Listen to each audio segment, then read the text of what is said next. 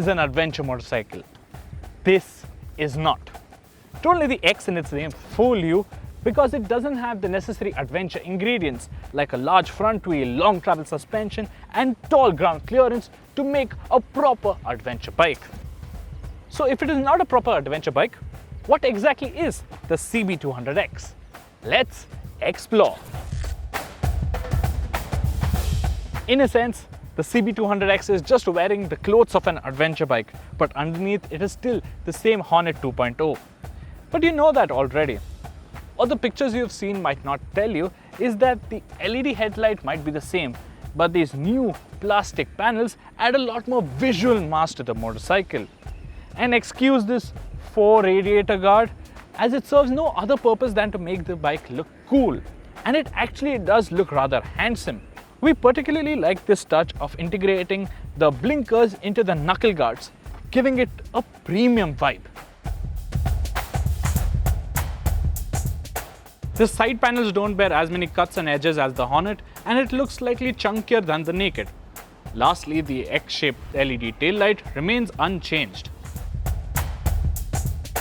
Apart from an all-LED lighting system, the CB200X doesn't have many features to boast about. The Hornet's negative LCD dash makes its way here as well, with limited data on offer. You get a hazard light switch as standard, and that's it, which is a bit of a bummer considering its price. The only real changes that you feel when you're riding the CB200X when compared to the Hornet are the tweaks made to the rider's triangle. The controls have been pulled closer to the rider, the handlebar is wider and raised. Plus, the seat is also new with thicker foam which pushes the seat height up by 15 mm. And even at 810 mm, the seat height is fairly accessible for riders of all heights thanks to the slim midsection. Overall, it gives you a great sense of the road ahead and makes you feel better connected to the motorcycle. And what it does well is that it gives you a sense of a larger capacity motorcycle. Powering the CB200X is the same 184cc single-cylinder air-cooled engine from the Hornet 2.0, and it arrives in the same state of tune as well. There are no changes to its gearing as well, so its performance should be similar to the Hornet, right? The engine still feels peppy and eager, but since it has to lug around a bit more weight than the Hornet, the CB200X doesn't shoot off the line as quickly. What you will appreciate is just how easy it is to live with the motor in the city. You could easily chuck it in fifth and ride it around town like an Activa. And thanks to the slick gearbox and light clutch action, a simple downshift would be enough to get past some slow-moving traffic. The engine is smooth and stress-free for the most part. Only when the revs start creeping past 6500 RPM do you feel the vibes becoming prominent. And there is very little performance to be had beyond 7500 RPM. While it can sustain speeds of 80-85 kmph, the moment you start asking more from it is when it struggles. Not only does the CB200X share its engine but all of its hardware with the Hornet as well.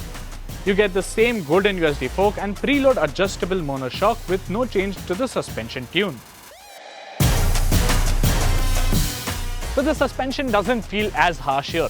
The front remains nice and supple, but now you're loading the rear monoshock a bit more, which puts it in its ideal working range of operation, and hence it soaks bumps far better. You have to be wary of the sharp ones though, as they tend to toss you off the seat. The CB200X feels very light on its feet and can easily dart through traffic. It is pretty stable around sweepers, and thanks to the extra leverage on offer, you can make small mid-corner corrections quite easily.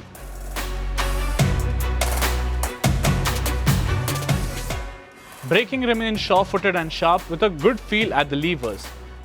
Even in the wet, the ABS intervention was predictable and controlled, but we would have liked a dual-channel ABS system just to up its safety quotient. Like we mentioned right at the start, the CB200X is not an adventure motorcycle. It has the look and feel of an adventure bike, and even the stand-up ergonomics are favorable for adventure riding.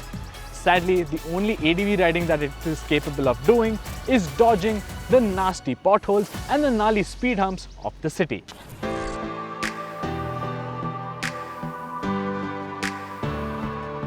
Now, sorry for the poor audio in this part. As you can see, the heavens have opened up and there's nothing that we can do about it. We tried to wait it out, but nevertheless, let's get to the question.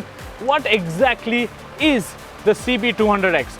And it turns out to be quite a nice city slicker, one that is more comfortable and nicer to ride than the Hornet. And it's a good thing that Honda is calling it an urban explorer, because we can really imagine spending hours in the saddle exploring every little gully and nook of the city astride the bike.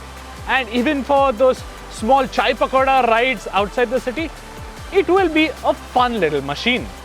While the CB200X turns out to be actually a surprisingly likable little motorcycle. As long as you don't expect any adventuring, what's not likable is its price. It costs 13,000 rupees more than the Hornet. And for all that extra moolah, you're getting virtually 95% the same bike. And justifying the premium for that extra 5% seems very hard, especially when you consider that you can get bits like the wide handlebar and the handlebar risers and other stuff for far less moolah. And if you want an adventure motorcycle, the Hero Xpulse 200 does everything that the CB does and more, and that too at a far lower price tag. The only reason why we think that you would want to buy the CB200X is because you want Honda's reliability and you are a fan of the way it looks. So, are you willing to pay for it, or would you rather just get the Xpulse 200? Do let us know your thoughts in the comments below, and don't forget to do the usual like, share and subscribe. This is Jehan signing off. Goodbye.